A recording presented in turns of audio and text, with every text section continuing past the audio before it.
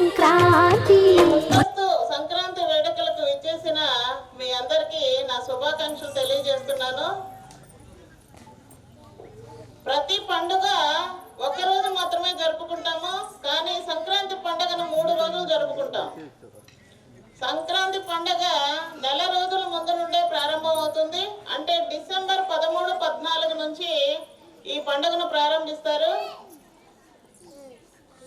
మనకి హిందూ క్యాలెండర్ ప్రకారం 12 నెలల్లో ప్రతి నెలలోనూ ఒక సంక్రాంతి ఉంటుంది. కానీ ఈ మకర సంక్రాంతి సూర్యుడు మకర రాశిలోకి ప్రవేశించినప్పుడు జరిగే ఈ సంక్రమణాన్ని సంక్రాంతిగా అభివర్ణిస్తారు.